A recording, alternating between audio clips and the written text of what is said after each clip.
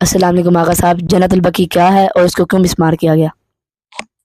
وعلیکم السلام ورحمۃ اللہ وبرکاتہ۔ جنت البقیع در حقیقت ایک قبرستان ہے اور اسے بقیع الغرقد بھی کہا جاتا ہے۔ نبی کریم صلی اللہ علیہ وآلہ وسلم نے جب ہجرت فرمائی اور آپ یہاں تشریف لائے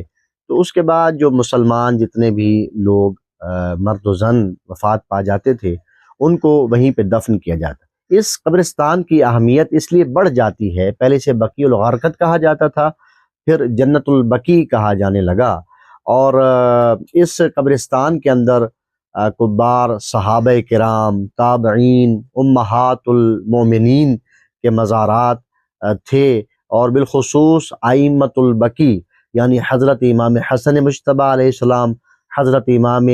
زین العابدین علیہ السلام، حضرت امام محمد باقر علیہ السلام، حضرت امام جعفر صادق علیہ السلام، اور حضرت ام البنین جنہیں فاطمہ کلابیہ کہا جاتا ہے، اور آپ امیر المومنین کی زوجہ اور حضرت عباس کی والدہ۔ اور اسی طرح سے اس قبرستان کے اندر مختلف صحابہ، تابعین، اہل بیت علیہ السلام کے افراد کے مزارات اور باقاعدہ قبے موجود تھے، اور زری موجود تھی وہاں پہ، اور وہاں باقاعدہ مزارات موجود تھے۔ سال 2025 یعنی اس سال اس قبرستان کے اندر جو مزارات تھے، جو روضے تھے، ان کو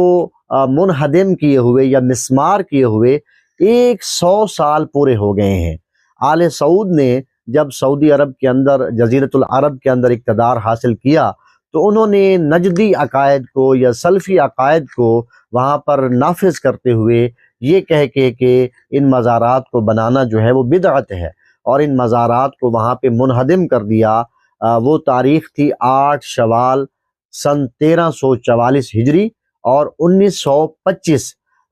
وہ سال تھا، اپریل 1925 کا وہ سال تھا کہ جب یہ مزارات شہید کیے گئے۔ اور اسی یاد کے اندر ہر سال جو رسول اللہ صلی اللہ علیہ وآلہ وسلم اور ان کی آل جو پاک و پاکیزہ ہے، ان کے مزارات کی شہادت کا ایک یوم غم منایا جاتا ہے، اور مطالبہ کیا جاتا ہے سعودی حکمرانوں سے کہ ان مزارات کو من و عن جیسے وہ تھے ان کو ویسے تعمیر کیا جائے، بلکہ اس سے بھی زیادہ شان و شوکت سے تعمیر کیا جائے، کیونکہ قرآن کریم یہ کہتا نظر آتا ہے وَمَن يُعَظِّمْ شَعَائِرَ اللَّهِ فَإِنَّهَا مِن تَقْوَى الْقُلُوبِ، کہ جو ان شعائر اللہ کا احترام کرے یا تعظیم کرے تو یہ اللہ کی